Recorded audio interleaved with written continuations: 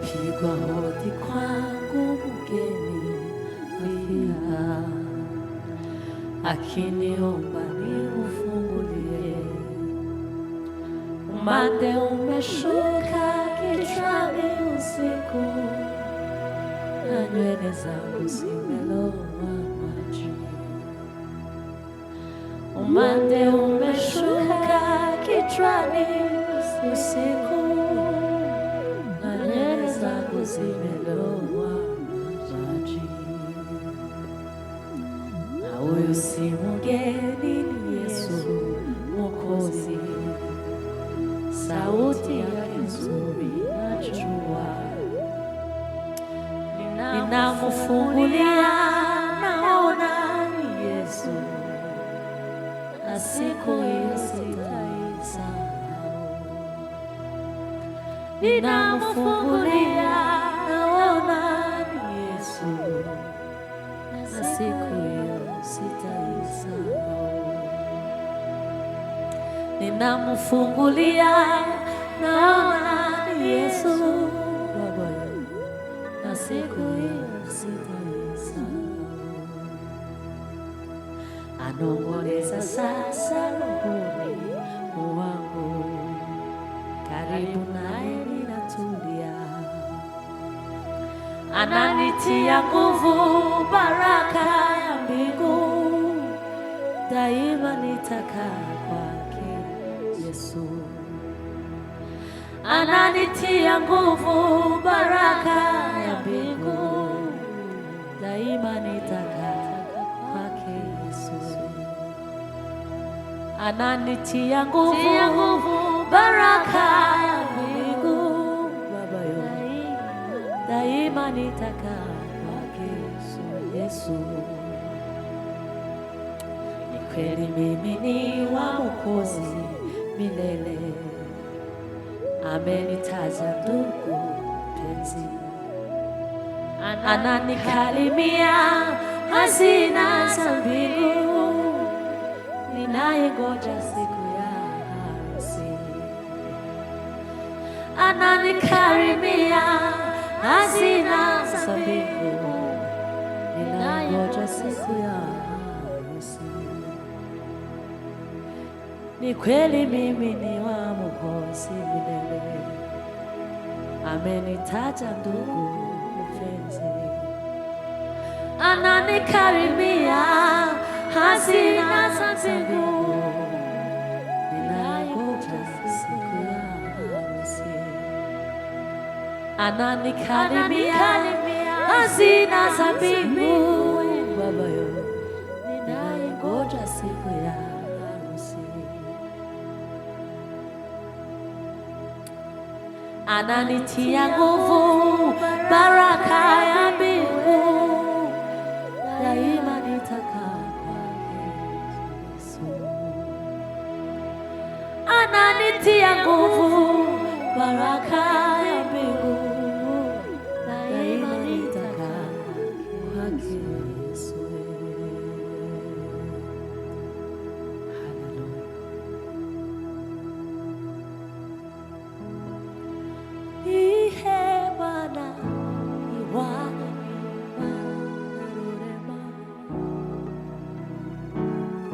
Yusu yubunu nesitanga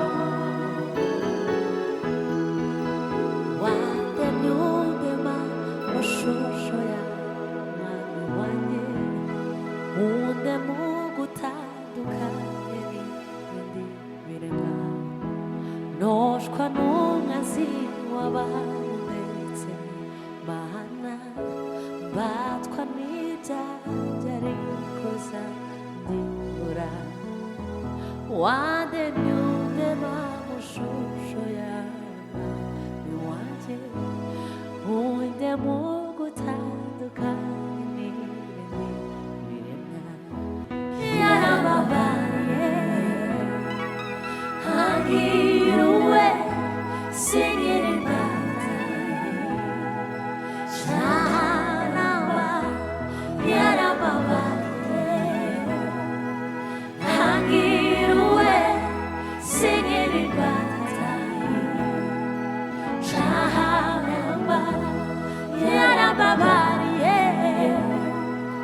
hagiriwe singing imbata shanaba erega nijewe nawe yacumitiwe erega nijewe nawe yacumitiwe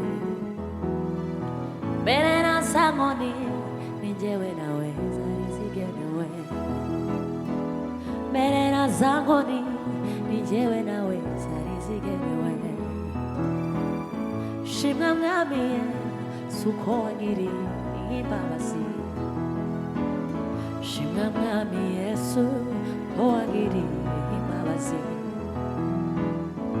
erega nijewe nawe yacumitiwe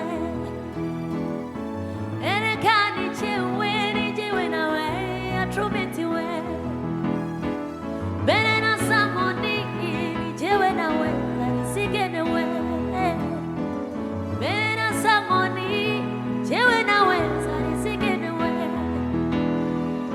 shimwa mwami Yesu ko wangiriye imbabazi shimwa mwami Yesu ko wangiriye imbabazi